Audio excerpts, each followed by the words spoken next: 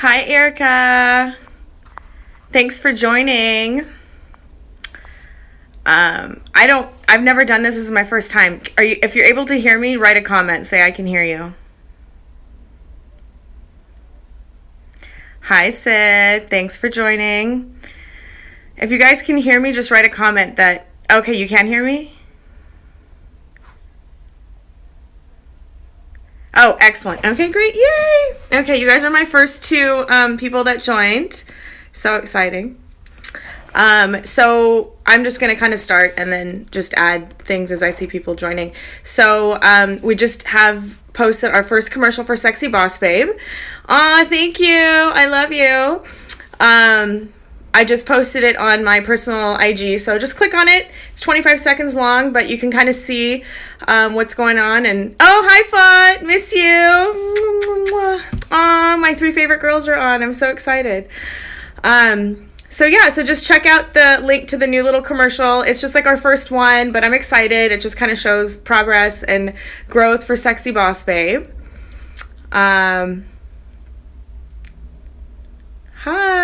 Hi, Roya. Thanks for joining. Excited to have you.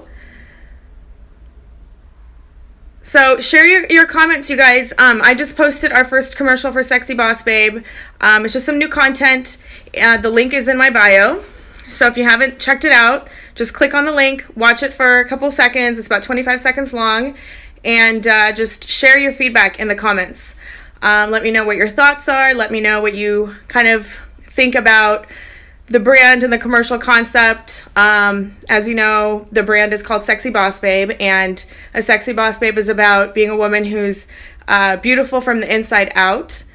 She's confident, and she goes after what she wants in life. So we had some really amazing models that helped us out that day during that little shoot. So we took some of those photos and turned it into content. But take a look at it. The link is in the bio. And just to kind of share a little bit, I'll just kind of repeat some of the things that I'll be talking about today. But I started Sexy Boss Babe as kind of a reason to come up with a solution for a problem that we have in our community, locally in Los Angeles and California in the United States. We have 500,000 kids in the foster care system.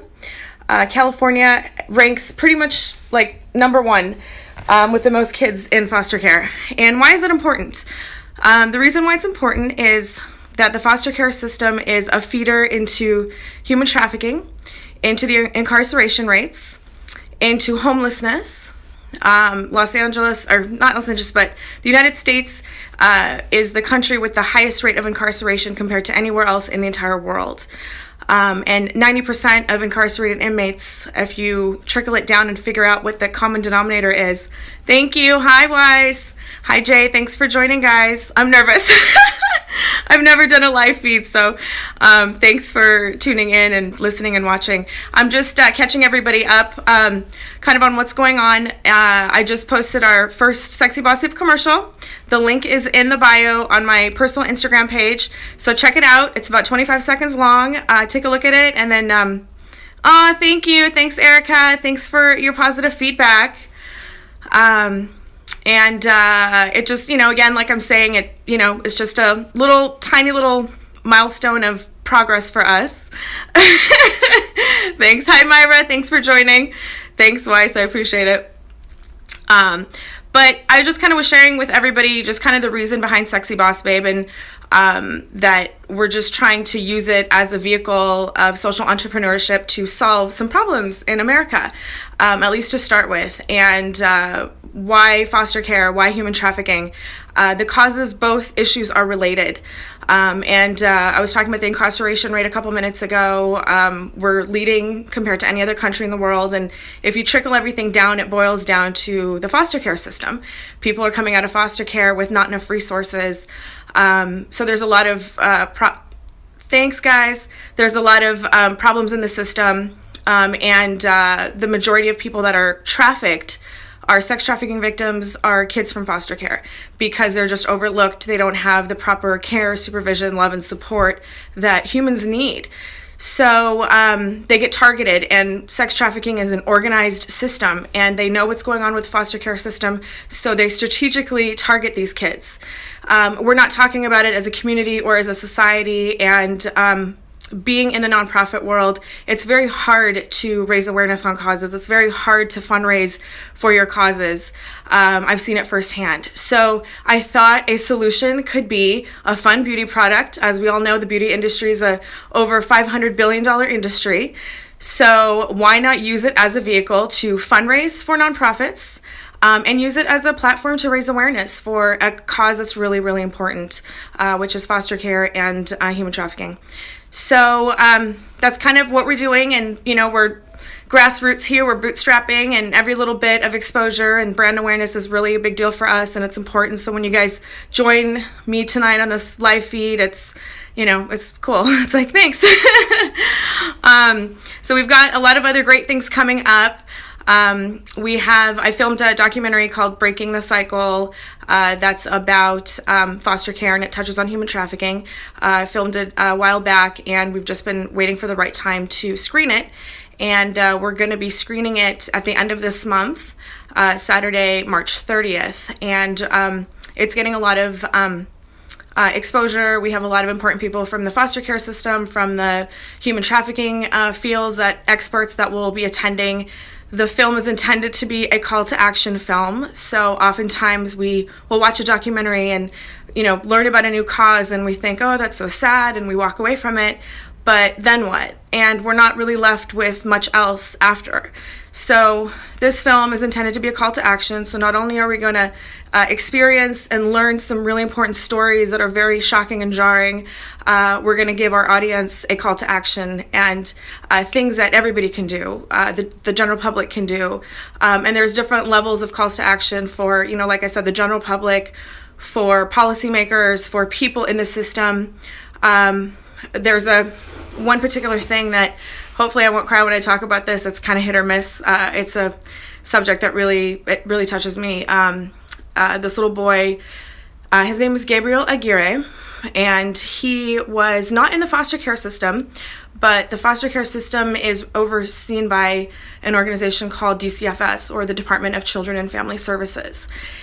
And that's where they have the social workers and the caseworkers, and they're really just inundated with a lot of cases, and they end up managing hundreds of caseloads of kids collectively. A manageable caseload might be 12 cases. A lot of these social workers are managing like 30, 60, and 90 cases at a time. So what ends up happening is kids fall through the cracks. And this one particular little boy, Gabriel Aguirre, he had 4 social workers. He was being domestically abused by his mother and her boyfriend. So he had social workers that were assigned to his case. And unfortunately, he was abused pretty badly over the years. And his parents ended up killing him, beating him to death. And he was just a little boy. When I read about that story 3 years ago, I cried for like 3 days. And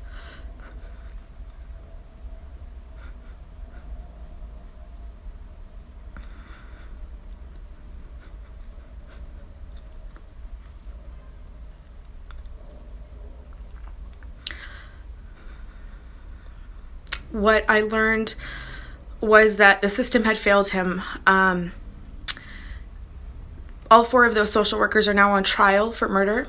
The parents are obviously on trial for murder, but it kind of shook the nation, and everybody started talking about this is a really big problem, and how did this happen? How did this kid fall between the cracks, or this case? And so they came up with something called the Blue Ribbon Commission. And the Blue Ribbon Commission consisted of a group of experts to basically come together and study the system and figure out what problems exist and how we can change it. Recommendations were made. I've looked at the report, and all the recommendations are in line with what a lot of the experts say. To date, so far, my research has shown that not all the recommendations, or really mostly any of them, have been implemented. That means that this could happen to another child in the system. So until we can really create some change within the system, we're at risk for these problems to continue. So that's kind of, and now a few years have passed, so that story's kind of been swept under the rug.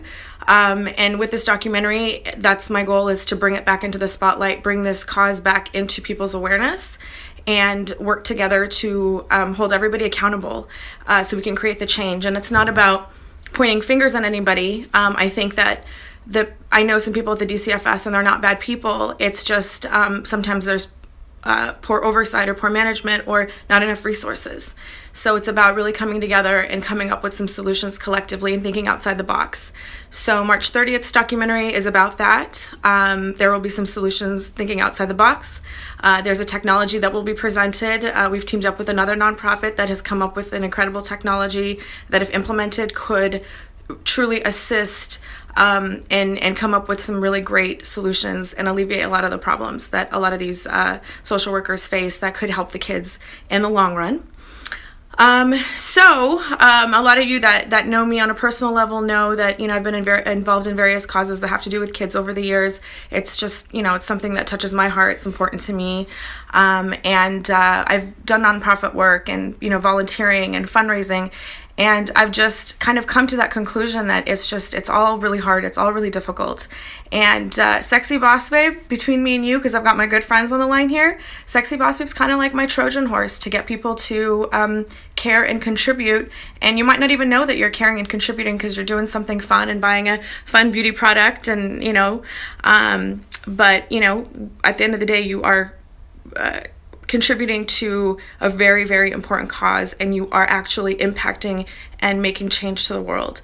So for all of you that have been supporting me on social media, liking the post, buying the product, just giving me words of encouragement, all those things are important because this has been a really tough journey. It's very exciting and very rewarding in so many ways, but it's very lonely. It's very hard. There are many days that I think to myself, maybe just stop and go back and get a regular job.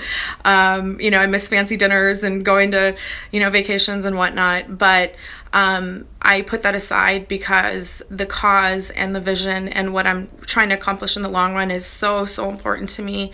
This is what calls me. This is what has called me my whole life. And to me, it's like this is the time. I'm going to go after it. So again, thank you, all of you, so much for being a part of it. And, every supportive word, or you're doing great, or thank you for sharing that information, all that stuff, it helps, and it just lets me know that people are listening.